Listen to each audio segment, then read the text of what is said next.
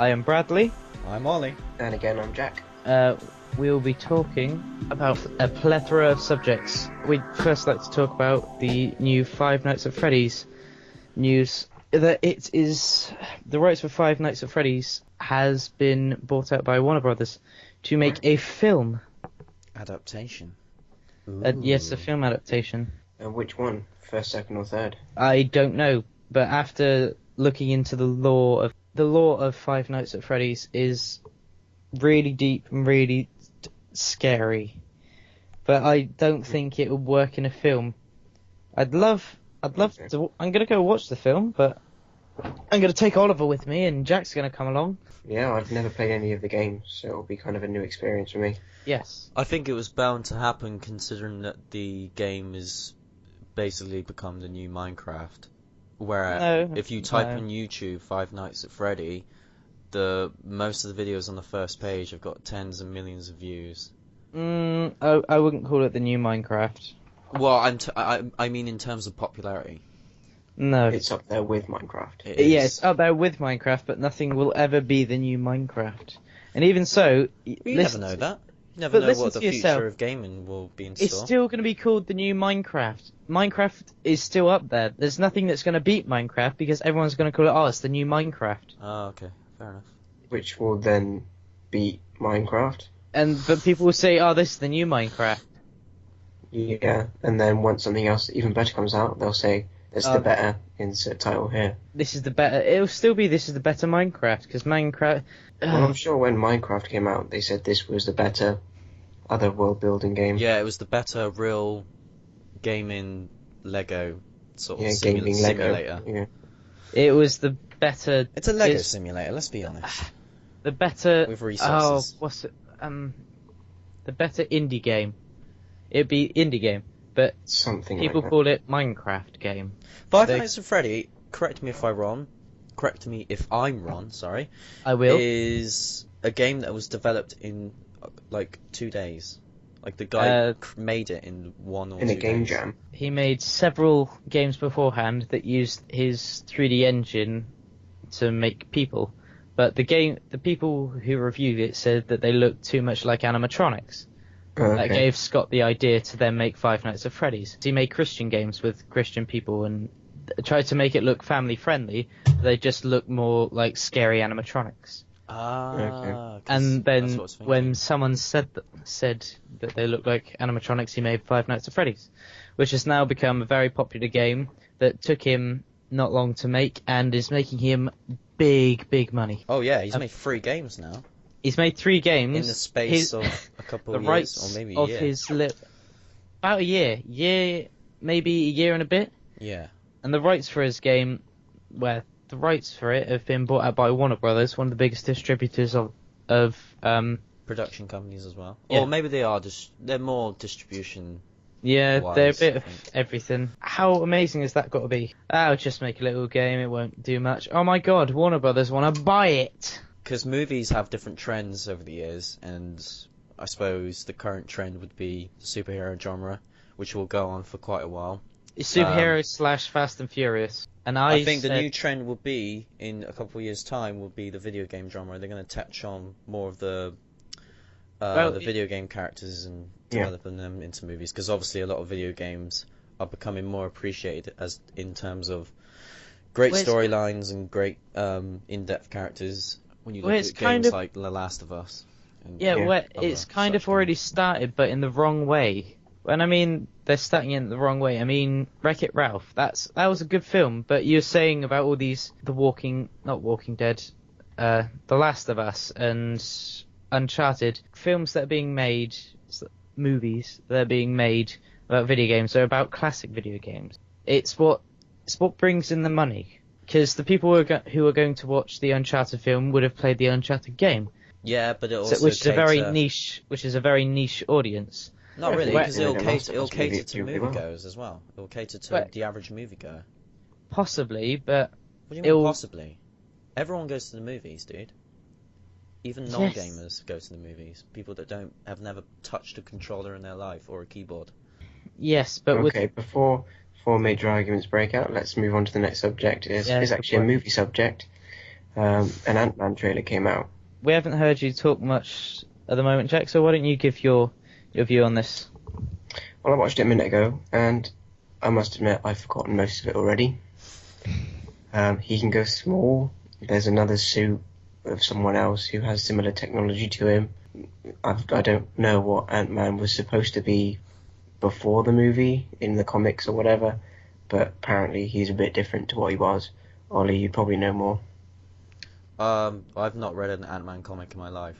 He is Okay. he's featured in a couple of comic book stories that are on my shelf, but what I know is that the guy that's in the film is not the original Ant-Man. The one in the film is Scott Lang, and the old guy that tells him, "Hey, you should be the Ant-Man," is the Hank Pym, the one that everyone's familiar with, the Ant-Man. Okay. But Ant-Man is, well, a lot of people would call him the Aquaman of Marvel Comics, knowing that he has quite... When he gets smaller, apparently his strength rises, or his strength gets bigger.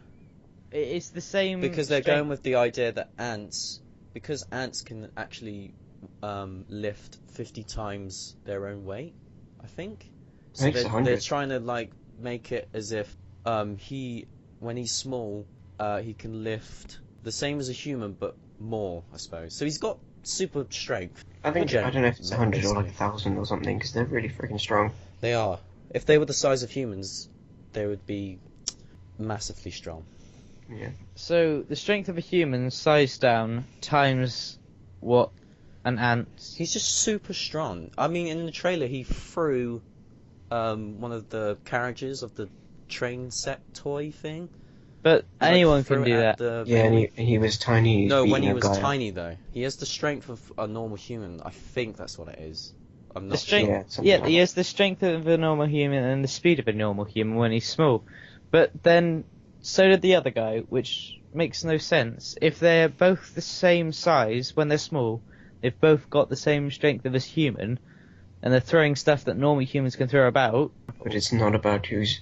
But like the train set, for example, it's about who's in the suit. If I threw a train set at you, you wouldn't go ah and get squat. You'd go ow. That's just what's going to happen in the film. Squat. Yeah, I think based on the trailer, it's hard to describe what the physics is. Yeah, well, it's comic book. When he's small, he's still really fucking strong, and he can beat people up and throw stuff. It's comic book logic. Comic book logic just makes no sense in the real world. Yeah, mostly. Batman can bench press 1,000 pounds, which is crazy. And Batman can beat Superman. And for some reason, Superman can beat Goku.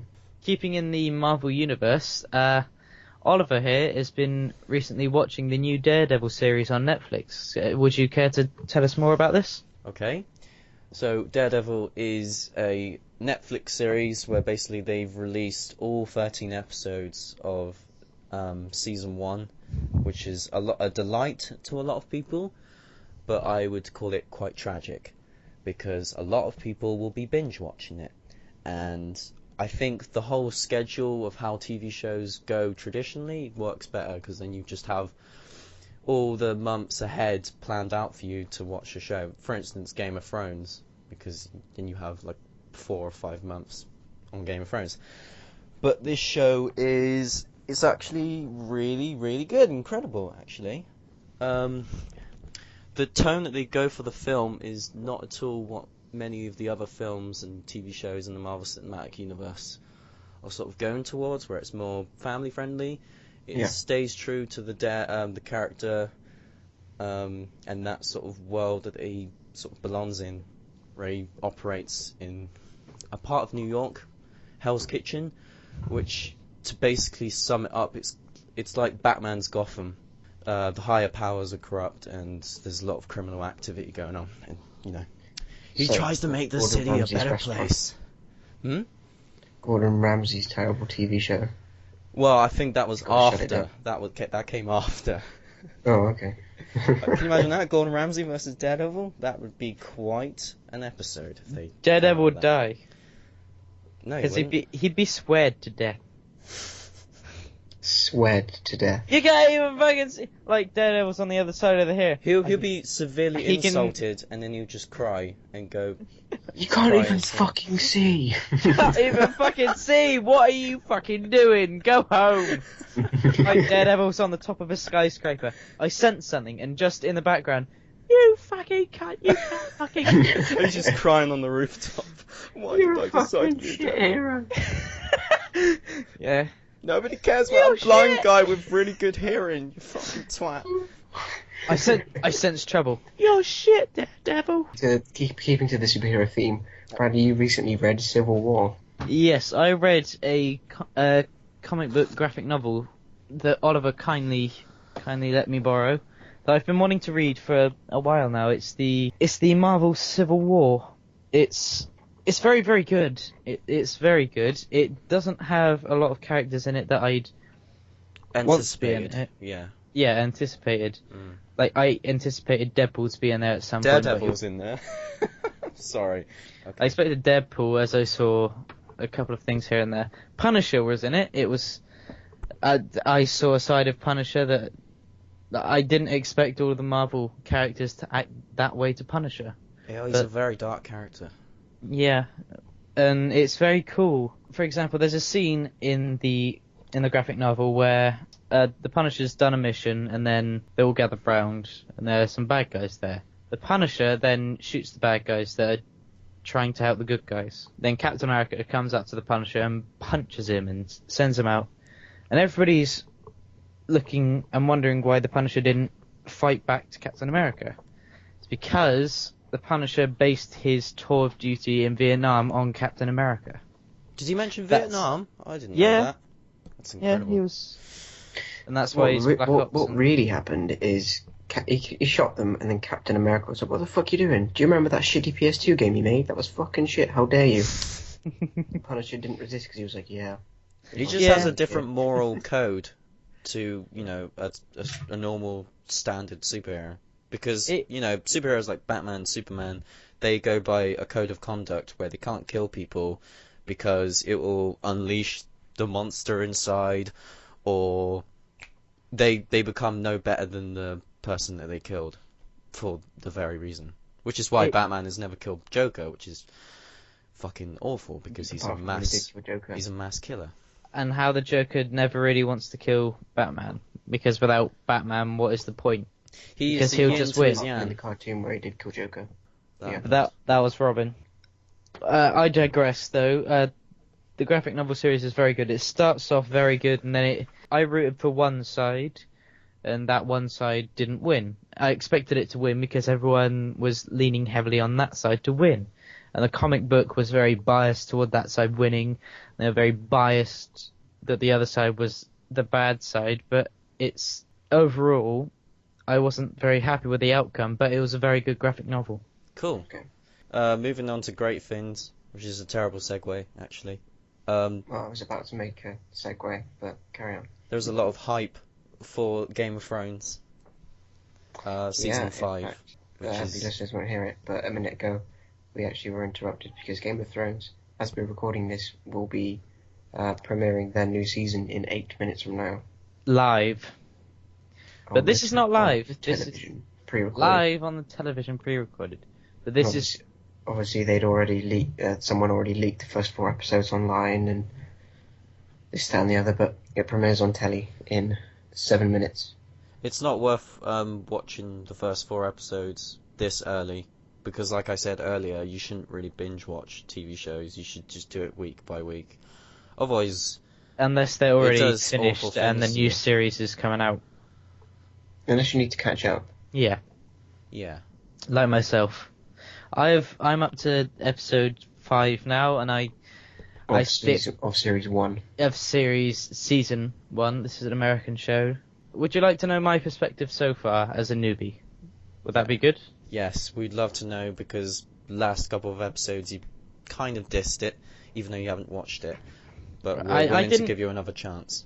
Right. For all of those who would like to get into the thing, and I will give you some experience. Here are a couple of words that spring to mind. Incest. That's a lot falling children. Wolves. Jon Snow, and Sean Bean dies. And that's based off the first 5 episodes you've seen. But the first 5 episodes. And there's only like 7 episodes in season 1. You haven't even finished it, and you're already given it a summary. The blonde kid's a bitch. Between episodes, he is constantly bitch slapped by Peter Dinklage. That's all I hope for. That's all. Between every episode, between every single episode. Psh, psh, what are you doing, boy? I'll tell mother. As Jon Snow in the character, he was in this TV show thing. I don't know what the name of it was, but he was on a parody, wasn't he? Yeah, Jon Snow at a dinner party, and it was quite funny. Where he's basically just miserable the whole time, and he talks about the wall and his life, and he's a bastard son, and Ygritte, his first love, died and murdered a baby and shot him in the chest with an arrow, and spoilers and stuff like that. But he still manages to retain the same face. He does. He's just miserable the whole time. The host is like, John, there's no wonder you've got no friends. That's not small talk.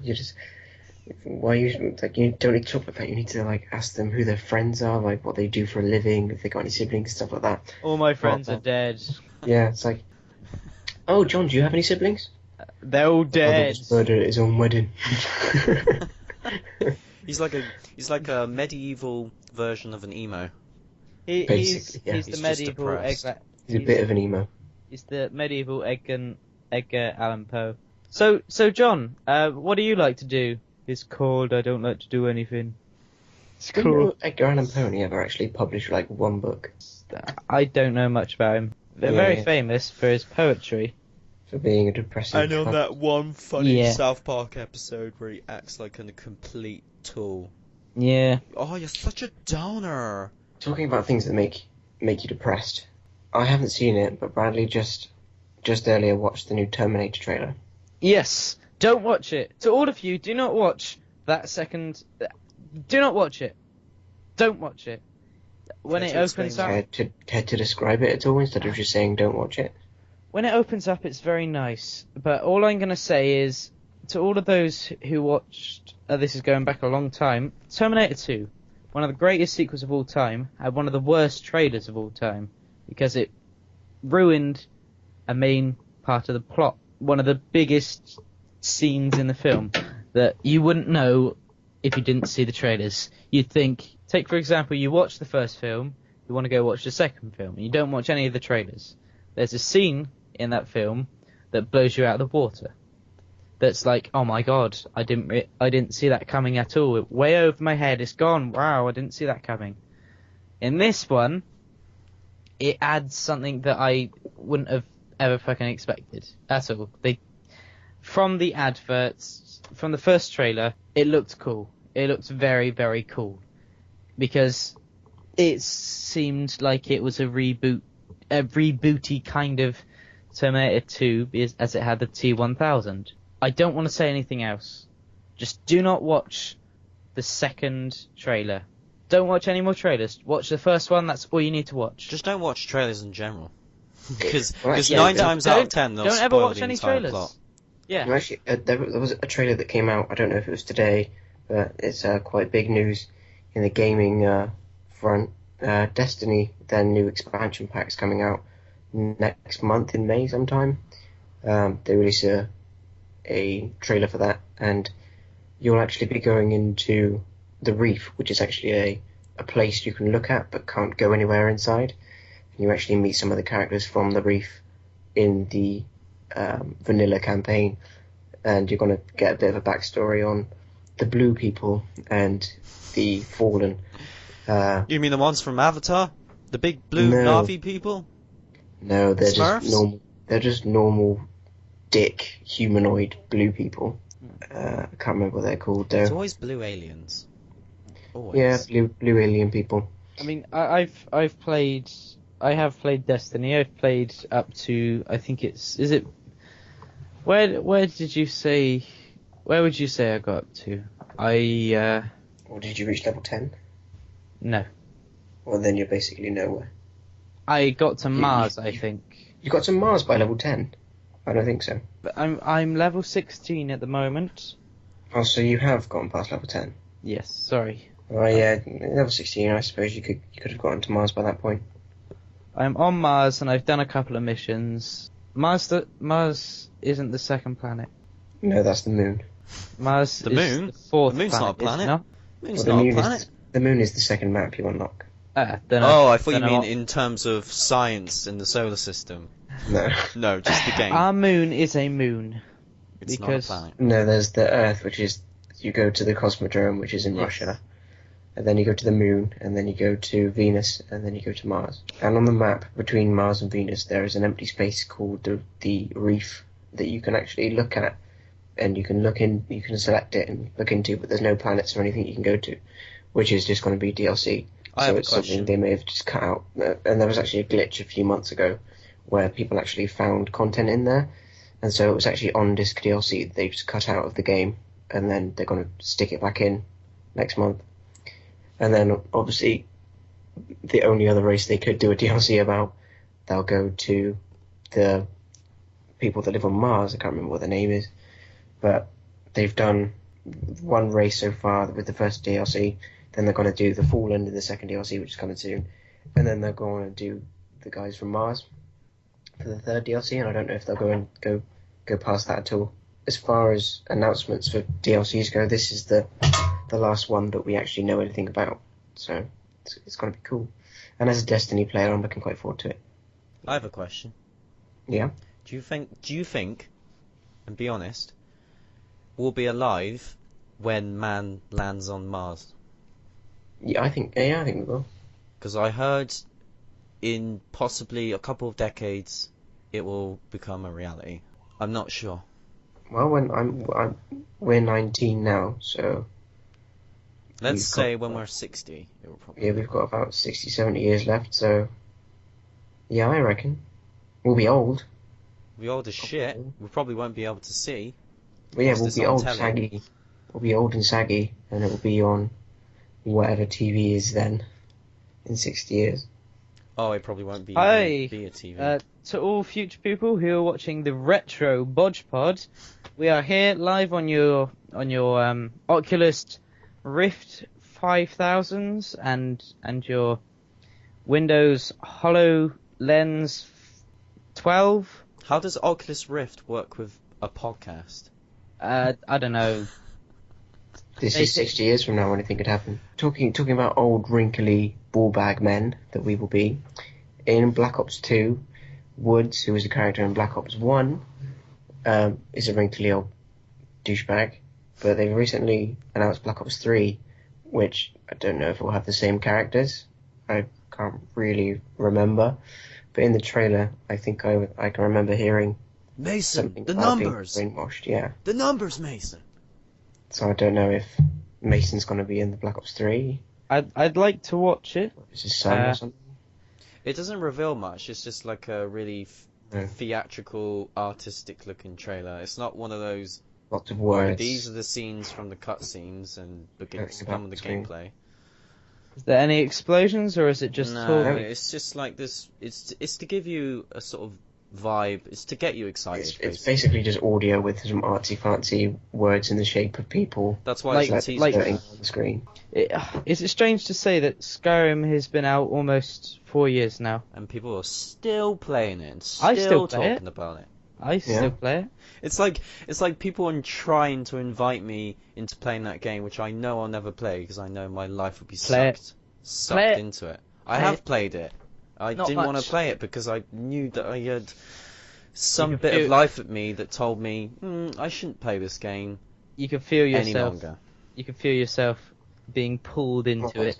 Well, I'm not anymore because I don't give a shit about video games. I'm more into the comic book world now. I've been buying and reading loads of graphic novels and books. But gaming used to be one of my favourite pastimes, but it's only reduced down into I have a TV and a PS3 and that's about it. No PC Master Race bullshit. I don't get involved with that stuff. But it's fun when fanboys argue over it online. It's Quite fun to watch. it's a very good game. I'm gonna make you play it. Yeah. I'm gonna sit down and watch you play it, and I'm I gonna have played get- it. I'm getting angry if I've at you. played it the first time and thought, I shouldn't play this because of the consequences of not having a life, then I'm not going to play it the second time round. Well, it's fine this time. No, it's not. Yeah, it is. You're just saying that to convince me. It's content for the podcast.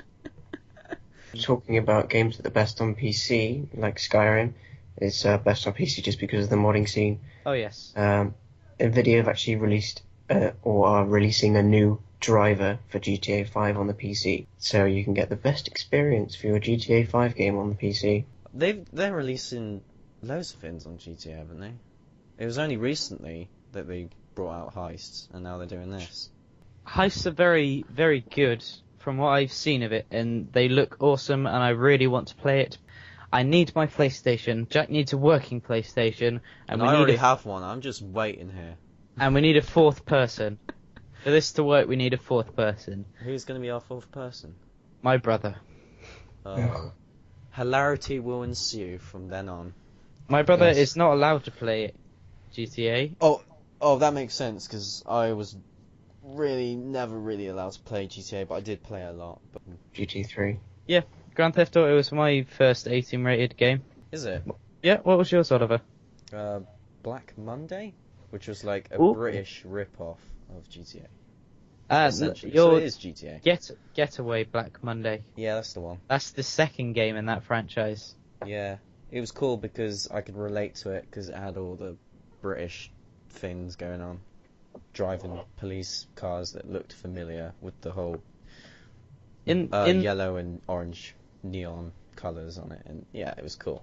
My dad owned the first game, and it starts off with just, we're moving out, and then people come around with guns, they kill your wife, and they steal your son, and then you've got to chase them. That's how the game starts. And you're pretty much just, what, okay, and then you're thrown into a car, and they expect you to learn how to drive. And it's very much, what are the buttons? I can't drive, this fog is annoying, I can't see anything, I hit a car, and that's how I lost the game. And then you're using a particular set of skills. You must find them, and you must kill them. Yes, very much so. I didn't play past the first mission, I just found cheats to get out of the first mission, and roamed around. Yeah, that's the only problem with PC games. It's too easy to cheat. Yes, I found that on bringing it back to Skyrim. I bought Skyrim, and I've bought Fallout 3, the Game of the Year edition. And as soon as I got out of the starting areas, instantly, okay, let's mod the shit out of this. Okay, let's cheat the hell out of this because it's fun. But what I find myself doing on the PC version of Skyrim is I just go, right, I want to play Skyrim. But before I do that, I go and look at new mods.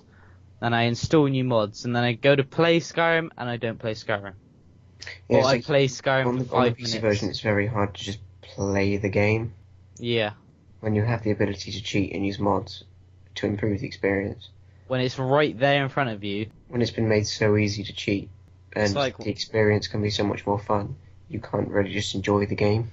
It's like when I play The Sims, and you can't help but just add more money or use the money cheat to give this single parent family $1 billion and buy this giant mansion and give their kids a college education and all that. I find myself having fun with that though. I used to do that. Yeah. Where you couldn't help but just give them loads of money and spend it on useless shit. That'll be fun, but when it comes to Skyrim, you mod it to crap and you're like, yeah, this is so fun, and then 5 minutes later, it's rubbish. Like any game, you want to use the cheats, but as soon as you start using the cheats, you get bored very quickly. Unless you installed the Killable Children mod. Did you know there's something quite strange about that? You were originally supposed to be able to kill children, but they removed that from the game. But if you add a mod that makes you kill children, you know the black guy in Whiterun, after you kill that horrible little bitchy, whiny bully in Whiterun, he comes up to you and says thank you. No, actually, it's not the black guy. It's actually one of the other little kids. He's a boy who she beats up. Oh yes, sorry. she's bullying this little boy, and if you can actually see her telling him to bring her gold, or she'll beat him up or whatever, and you kill her, and he's thank you. That's still in the game. You Kill can me still again. do that. Kill me again, thank you. Kill me again, thank you.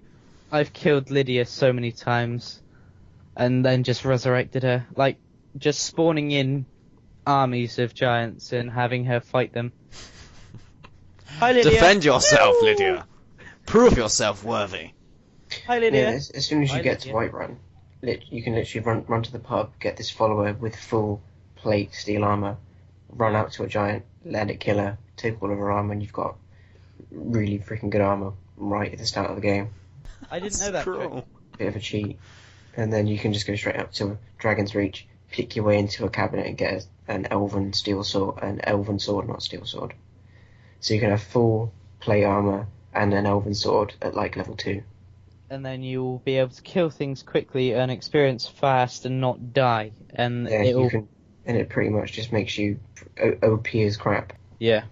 And then when you get to higher level, and when you've finished the Alchema Infinium thing, and you've got the Alchema Infinium, you do that glitch, and then you just cheat your way to level 81.5. On consoles, it's a bit difficult because it was patched out, so you have to like start a new game. Start a new game without the patch, yeah.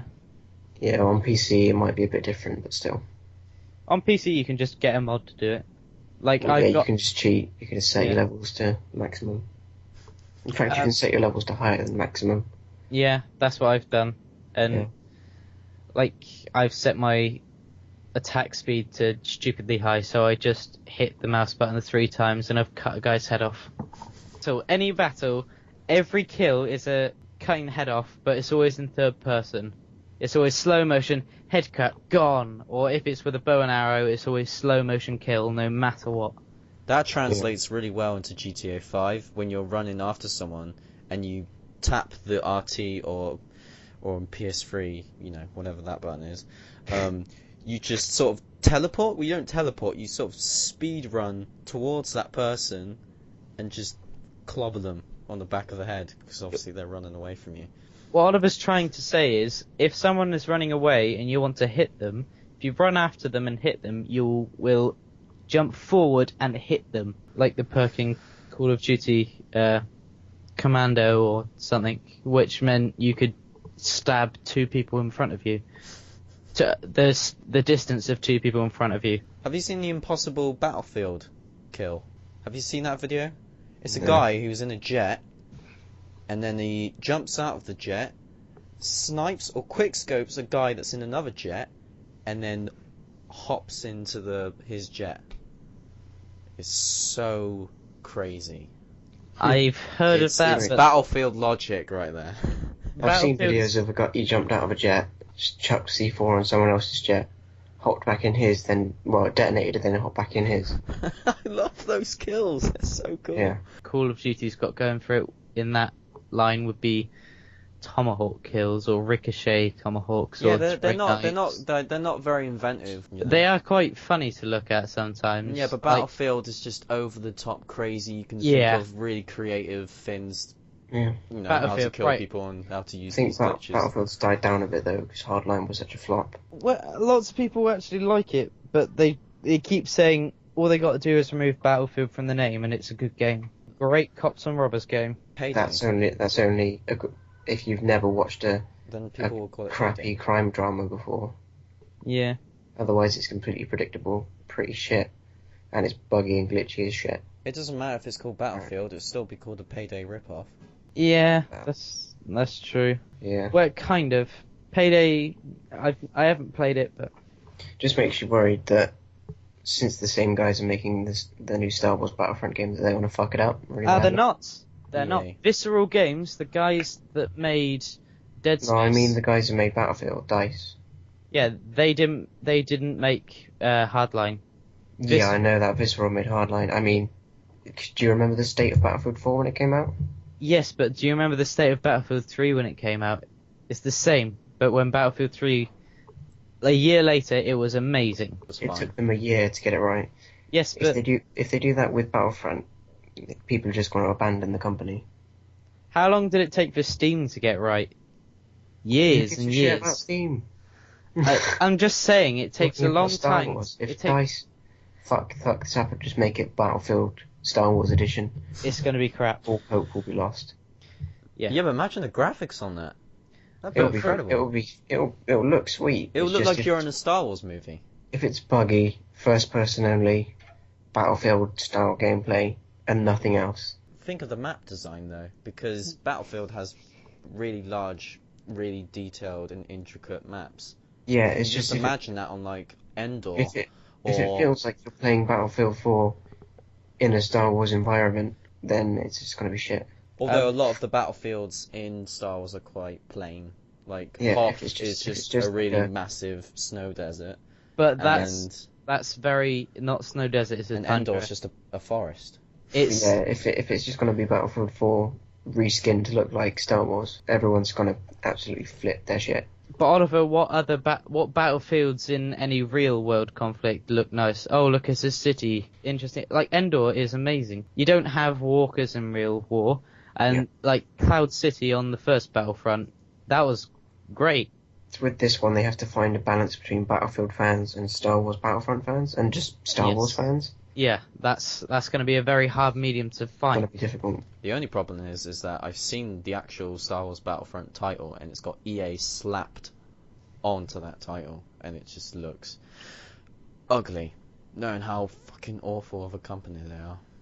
Yeah, And considering how many gaming companies they've ruined over the years. Yeah, they've ruined one of my favourite being Westwood Studios, which made Command and Conquer. Hey, there you go. There's your Command and Conquer this week. Jack Symes here has recently bought the Command and Conquer Ultimate Collection. Do you have the soundtrack? the soundtrack. Yeah, they promised soundtrack when you got that. You don't have it, and neither do I. Well done, EA. Well done. Thanks, No, I haven't EA. looked. Thanks, EA. And thanks for making it nothing but downloadable. Thanks for making Origin a shittier version of Steam. This is the part where we say, thanks, Obama. But instead of Obama, replace it with Electronic Arts. Yeah. A game company that was good and is now shit. Anyway, moving on to stuff that we not talked about, but I feel like we should have ages ago. And this is the announced Star Wars spin-off film. They've basically titled it as Star Wars Rogue One. Rogue One. Mm-hmm. Well, I just know that Rogue One is a fleet in the sort of the rebellion, the New Republic, as it were. Not really, though. It's pretty much what they become after they defeat the Second Empire, but still. In the old canon. But Rogue One, basically, they're the best flight squad in the whole of all of the flight squads in whatever you want to call it, the New Republic, or spearheaded by a rogue leader. They are the Top Gun of the Star Wars universe. Basically, yeah. And in the Star Wars trailer, the new movie, you see people in X-Wings. I don't know if that's representative of what Rogue One is going to be like. That could be Rogue One. Or if that could be Rogue Possibly. One in the movie. The same people are in the spin-off, I don't know. It's not what people were anticipating. They wanted a Han Solo or a Boba Fett spin-off. I'd quite like to see a Yoda one, Yoda one would be cool. I wouldn't mind more on Starkiller. considering Lucas said he was non-canon. Yeah. I'd love to have Fuck seen... Lucas. I think we'd all love to have seen the Star Killer film. Very, very recently brought out the digital deluxe editions online, downloadable versions of all the films in preparation for the new one. Ooh, I know what I'll be getting. And Well, I'm not buying for the 7 millionth time. Well, I think, don't they... With every Star Wars DVD, Blu-ray edition, they always change scenes? Very minute changes, and I don't know if they're going to keep up with that, or they're going to just put the originals in HD. Because they always change that one scene with Han Solo and Greedo. yes, who Yeah. shot first? Nobody Yes. shot first. Han Han shot. Solo just shot. That's all. I mean, Han shot Greedo and that was it, but they changed it because they didn't want to make him look cold-hearted. And animated his face to lurch to the right. Oh, that was the ugliest bit of CGI or Oh, he's editing right, I've ever Twilight. seen Yeah. in my life. one of the biggest complaints about the Star Wars Blu-ray collection was that they made Yoda CGI in Star Wars Episode 1, which I would have thought would make more sense to have him CGI in the first 3 films of the saga to make it looks newer. They all add together. Like 4 and 5, he's a puppet. 1, 2, and 3, he's not. He grew up to be a puppet. Getting back to Rogue One, I don't know if they'll set it in a previous time frame or if they'll put it alongside the new movie. Or if they set it in the same time as the original trilogy, it's going to be very hard to say. Yeah, it'll be weird. All I know is that it's directed by the guy that did Godzilla, Gareth Edwards. Yeah. And I think he's one of those fanboy directors that know what they're doing and they know what the fans want. That's a little risky though, because why is that? Because within fans you've got fan conflicts.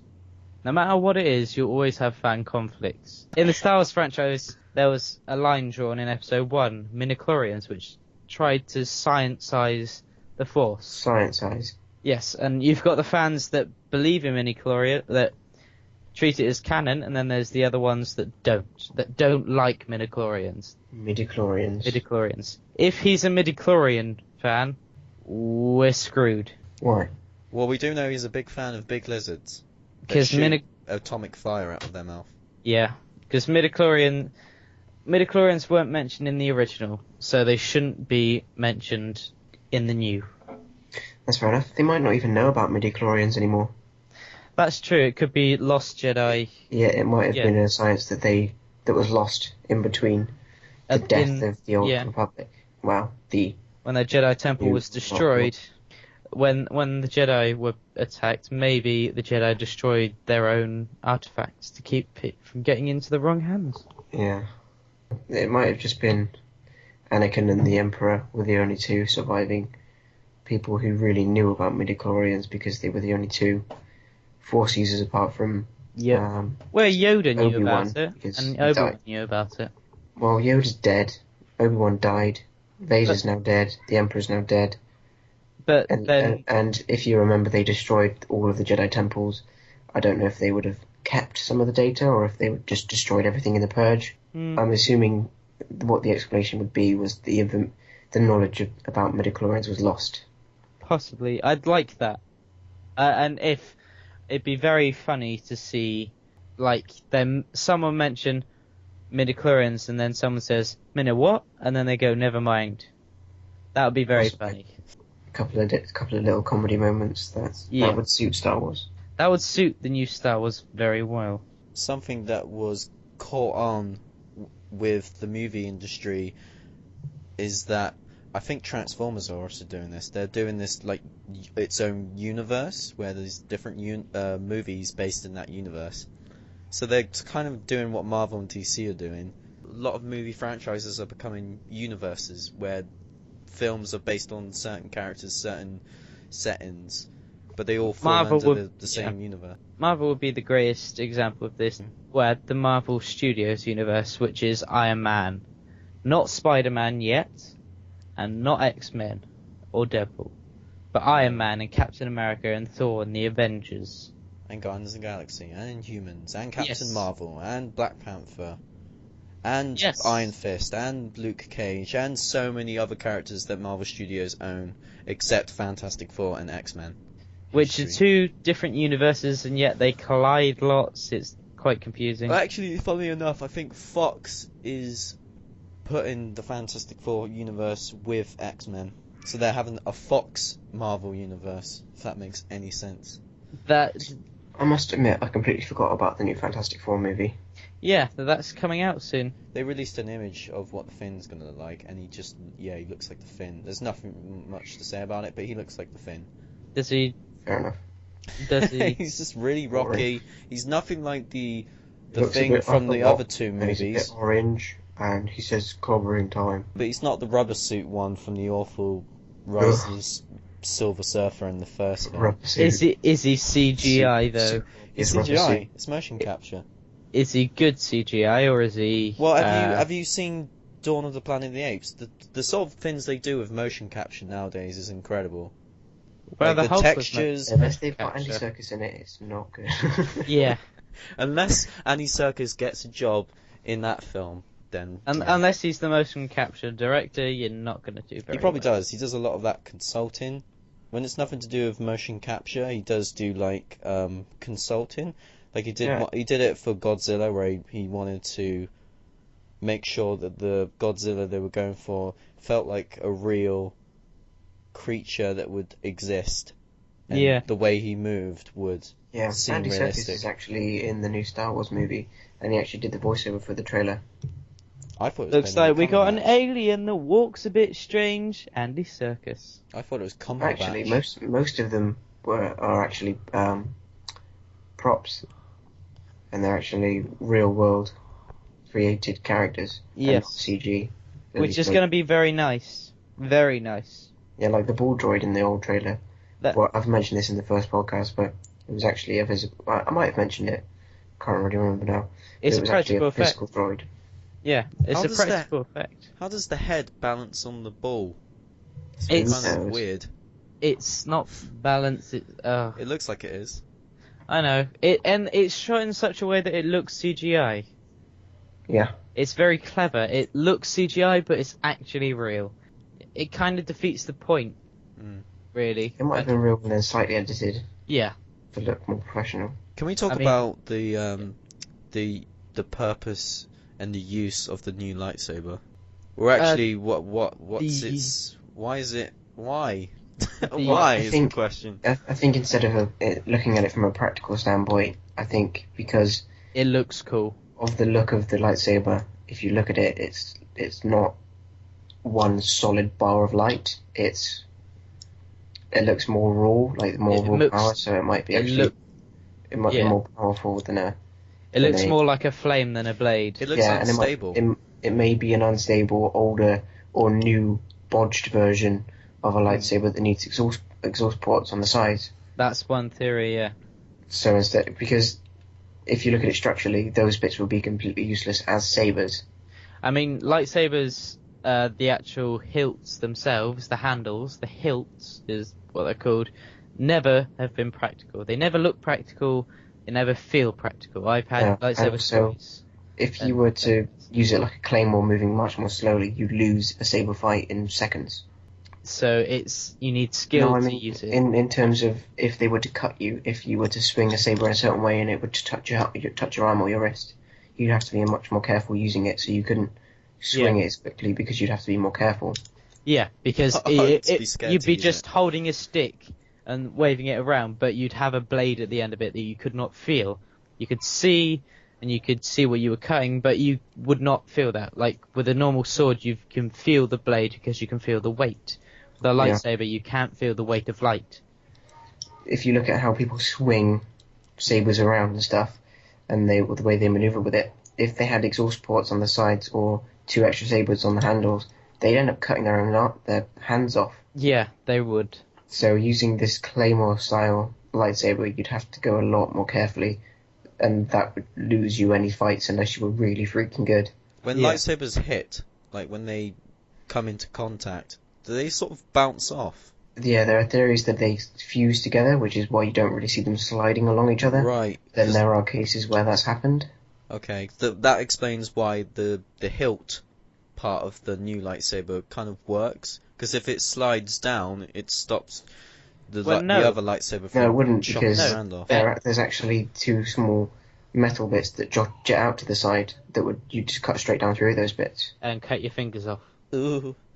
So it would then slide down, cut one of the exhausts or extra blades off, and cut down through your hand. If someone were to slide the lightsaber down through that, it wouldn't stop it because there's a metal component, and it's not just laser. Yeah. I can't believe they teach kids how to use lightsabers. Well, you have to start Jedi training at a very young age. Anakin was too old, and he was only 10. Yeah, and he's one of the most powerful Jedi of all time, and he was too old. He was too old to start training because he was 10, so you have to start at like 3 or however. When you're born, you're chosen when you're born. Where'd you read this? This is all from the mythos of Star Wars. Yeah, where'd you get it from? Do you read the wiki? The depths of the internet and books and lore and nerds and all sorts. It's very in depth, but bottom line is, if you had a lightsaber and you could slide it down, I mean, you've had lightsaber fights, toy lightsaber fights before. Whenever you clash, you always slide it down to get the other one's hand. Or you just constantly thwack them, and then the other person says, "Please stop! I give up! Stop Yeah, hitting me!" I think that lightsaber, it will either be a really old one or it'll be a new one that he put together because there are no lightsabers around anymore. Yeah, like he had to get shards of a It's bog crystal standard. instead of the natural crystal. It's a Yeah, bog like he standard couldn't lightsaber. shape it properly, so it's not as stable. Yeah, it'll be very interesting. We will learn about it, not necessarily in this film, because this first film will be a self-contained film. In every series, the first film is self-contained. The second one has got a cliffhanger. The third one has got the ending. Probably. Yeah, there'll be bait at the end, but it'll still be self-contained. And obviously it's going to be a 3-film thing, so they don't want to just explain away everything in the first movie. It'll be 3 films, and then you got your spin-off films. Yeah. That might be one of his only appearances, and he's not actually the main villain. Yeah.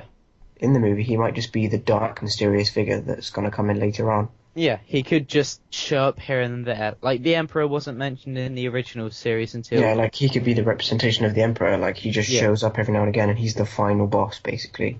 And there could be other things to do with Han Solo's son and stuff like that. Oh, like Azog the Defiler in The Hobbit. You don't actually defeat him until the very last movie, because he's exactly. Like, he's the prominent villain. He's the end boss. So this guy might just be an end boss. So is it Azog? You never know. That's his name, right? Yeah, Azog. Just trying to recount from The Hobbit. Azog the Defiler, Yeah, Pale Orc.